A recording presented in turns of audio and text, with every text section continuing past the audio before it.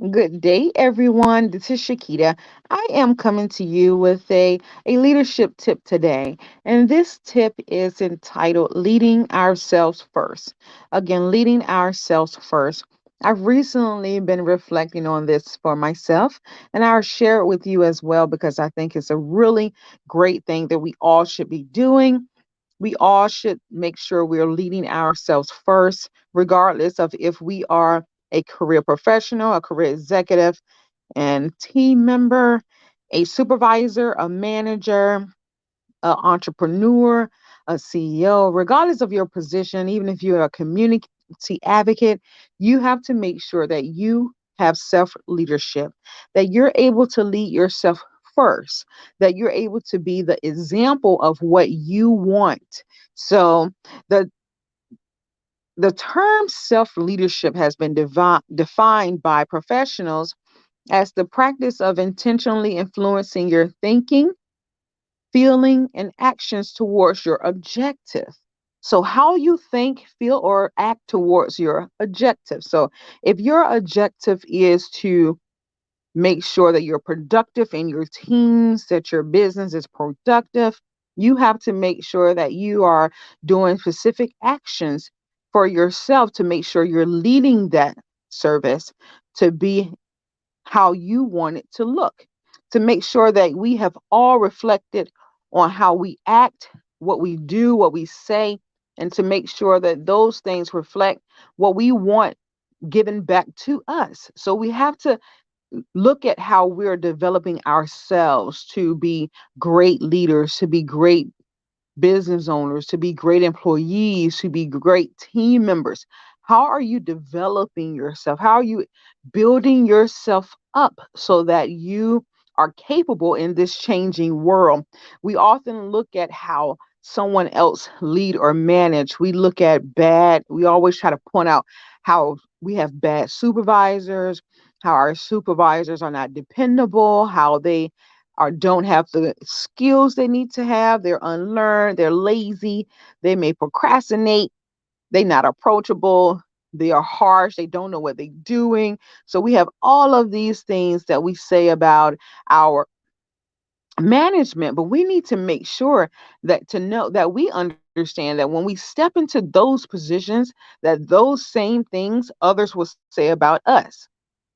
We don't want people to be able to look at how we approach our job, our position, and say, hey, that person's harsh. They say that you're not approachable. You don't want them to say you procrastinate, that you're lazy. You don't want them to say that you don't do what you say you're going to do. You don't want them to say that you're not dependable, that you don't know what's going on, that you don't have the skill, that you don't have the education.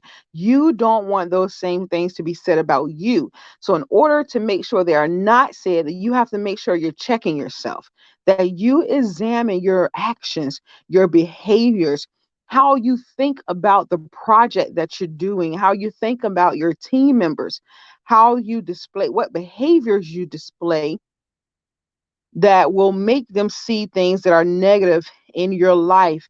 And how we make sure that we're checking that is that we need to have regular self reflection. Reflect on, again, how you think, the actions that you're giving, the behaviors. We even need to, as leaders, project on the potential occurrences that can come, the potential challenges, the potential mistakes that our teams can make, to make sure we know how to respond and that we know how to give good actions that will allow us to be seen as knowledgeable, creditable, approachable, efficient in our tasks, and leading with great leadership styles. So it's critical that we know how to self lead. We know how to examine ourselves, that we examine our own level of self confidence. How are we approaching our task with confidence? Your team can see when you're not confident in what you're doing. They can see when you're not really efficient. They can see when you're not really aware of what's going on. So we have to make sure that we're developing ourselves so that whatever influence we project that is positive and that people can grow under our influence. They grow by the way we communicate to them. They grow by the emotions that we display. They grow by the behaviors that we do. They grow because we know how to effectively manage our emotions in that workplace.